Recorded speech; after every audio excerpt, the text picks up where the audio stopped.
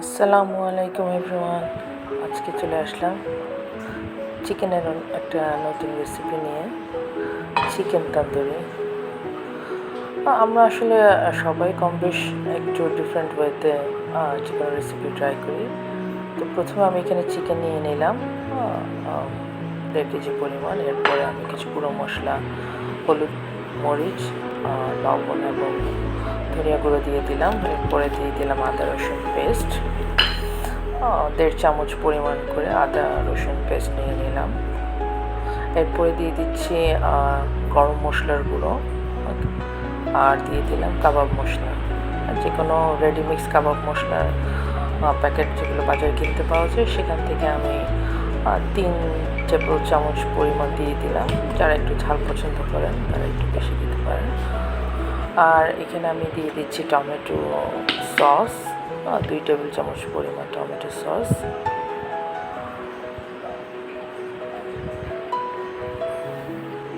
আর এখানে অ্যাড করে দিলাম সয়া সস, প্রায় 1.5 টেবিল চামচ পরিমাণ সয়া সস। এরপরে সবগুলো উপকরণকে ভালো করে মেশাতে হবে। খুব ভালো করে মিক্সিংটা আসলে খুব জরুরি, যাতে চিকেনের সবগুলো পার্টে মশলাগুলো খুব ভালোভাবে মিশে যায়। খুব ভালো করে মাখিয়ে নিতে হবে, যাতে চিকেনের সাথে মশলাগুলো ভেতরে ঢুকে এবং চিকেনটা পরবর্তীতে সফট হবে এবং খেতে ভালো লাগে। এই জন্য একটু ধৈর্য ধরে মশলাটা মাখাতে হবে এবং বেশিক্ষণের জন্য ম্যারিনেট করে রাখতে পারলে ভালো।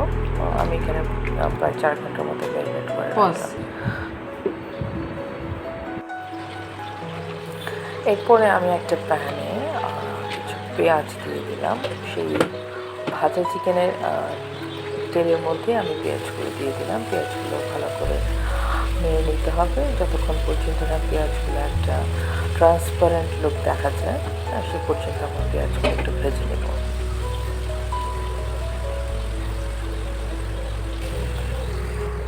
এরপরে মাখানো যেই মশলাটা আমাদের রয়ে গিয়েছিল চিকেন ভাজার পরে, সেই মশলাটা আমি এখানে অ্যাড করে দিলাম এবং খুব ভালোভাবে একটু কষাতে হবে, যাতে আপনারা দেখতে পাচ্ছেন এখানে তেলটা মশলা থেকে ছেড়ে আসছে। তো এই পর্যায়ে আমি আস্তে আস্তে এক এক করে চিকেনগুলো বসিয়ে দেব। যেহেতু আমার চিকেনটা আগে থেকেই ভাজা আছে এবং আমি একটু মোটামুটি একটু কড়া করেই ভেজেছি, আপনারা দেখতে পাচ্ছেন একটু বেশ একটু ডার্ক কালার দেখা যাচ্ছে। তো আস্তে আস্তে একটু স্পেস নিয়ে এগুলোকে আমি একটু ছড়িয়ে দিচ্ছি। খুব বেশি নাড়াচাড়া আমরা করবো না, যাতে নতুবা চিকেনগুলো যাতে ভেঙে না যায়। তো এই পর্যায়ে আমি একটু লো ফ্লেমে রেখে সেটাকে ঢেকে দেবো। আর কিছুক্ষণ পরে দেখা যাবে এরকম মশলা থেকে তেলটা বেরিয়ে আসবে এবং খুব সুন্দর একটা ফ্লেভার বের হচ্ছে। সবগুলো মশলার মিক্স এবং আপনার যে একটা কালার খুব ইয়ামি দেখতে।